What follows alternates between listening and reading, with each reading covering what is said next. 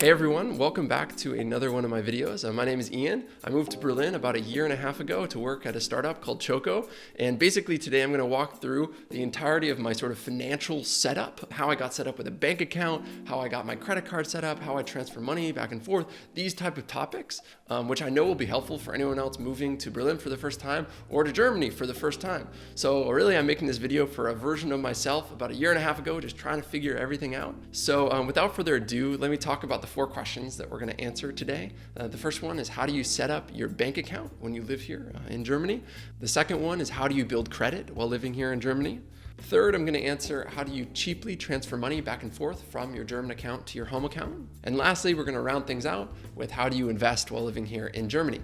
Now, these recommendations are coming often from a US perspective and what it's like to move here as an American, but I also imagine it will be helpful no matter where you're moving from. Many of my answers are going to build on top of one another, and that's why I answer them in this order. So without further ado, let's jump into this first question. How do you set up your bank account when you first moved here to the city or to the country? So let me start here with stating the obvious, but basically that you need a German bank account to get paid by your job here in Germany. So if you want a job or you have a job, one of the first things you're going to need to do in the first couple months is to set up a bank account so you can get paid. Now, there are many options that you could use to set up a bank account, but the one I'm most familiar with is N26. So N26 is a mobile first bank, and what you do is you sign up on their website, then they'll send you one of their bank cards, and then basically you can use this bank card to withdraw from any ATM that you would find here in Berlin or in Germany more greatly. Now let me answer some questions that you may have when you're first setting up your N26 account.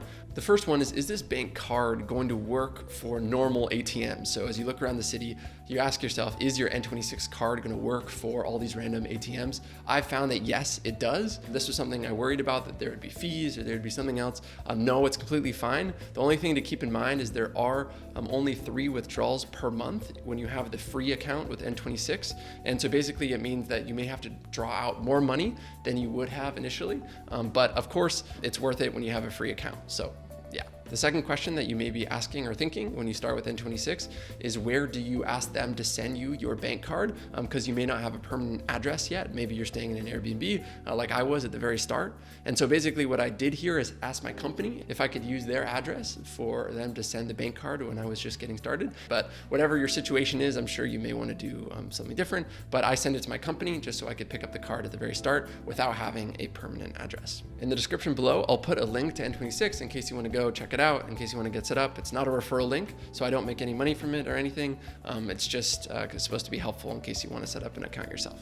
Okay, so this brings us to the second question. How do you build credit while living in Germany? So if you went through with my first recommendation and you have an N26 card, then basically if you use that for all your purchases, it's fine and good, but you won't be building any credit. Now, depending on where you're from in the world, credit has a different importance and means a different thing. But if you're from the US, building credit is very important so that later you can have access to capital, whether it's from the bank, whether it's for your first home. And so it was important for me to find a system that I could continue to build credit while living here in Germany. So the solution to the problem here is that you'll need to find a credit card that you can use while living here in Germany. And for me, my credit card that I was using in the US, it wasn't going to work because it had foreign transaction fees. And so this meant I needed to open a new credit card that I could use while living and working here in Germany. Basically, the credit card that I found is called the Bank of America Travel Rewards credit card. And this has no foreign transaction fees, so I can use it here and still build credit while living in Germany, even though the account is an American account and I do pay off that US account in dollars. So this brings us to the next question. How do you transfer money as cheaply as possible from your German account to your US account? So basically, if you follow the recommendation that I have before, you have a German account, you also have a credit card that you need to pay in dollars or whatever your home currency is. And so that you have a problem here because you're going to need to be transferring money from your German account to your US account so you can pay off your credit card every single month. So the lowest cost service that I found to be able to do this is one called Wise. And basically how this works is you go on their website, you sign up using their form or whatever, and they instruct you how it is that you transfer money back from your account to your other account. Basically this requires sending a money transfer to Wise in Germany, and then they send you something from their US account to your US account. And so it works, it's very reliable, and it's really what I'd recommend for the lowest cost transfer that you're gonna get between currencies. US. So the strategy that I've realized here is you're really trying to minimize the effect of a one-time transfer fee between euros and dollars. And basically the way that you do this is by transferring as infrequently as possible, as much as possible.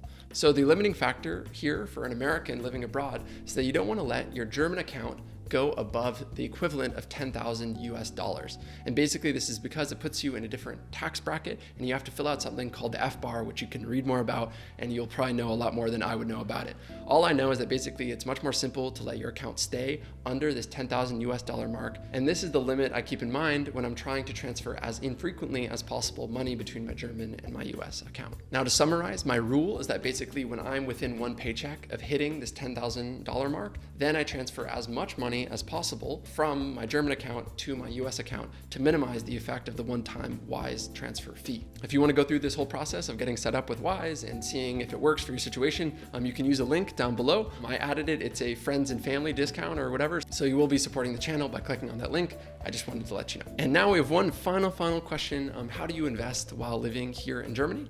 Basically, if you're an American living here, you don't have access to a lot of other tech services and others that would allow you to invest while living here in Germany. So I've found that it's easiest to just transfer money back to your US accounts and invest from those US accounts. So for me, this is Charles Schwab, and that's what I use to invest generally. I've heard people at work, they talk about a service called Revolut. So if you're from Europe and you're not from the US, I would look into Revolut to see if they have something available to you. If you're an American, you won't be able to use Revolut, so I'd recommend to use different services that you probably know that are based back in the US. So that just about does it for the video today. You may have tips or things that you know that I don't know or I didn't talk about in this video today. I'm sure there is a whole bunch about financial life and getting set up here in Germany that I haven't figured out yet, that I would figure out in my year 2 or whatever.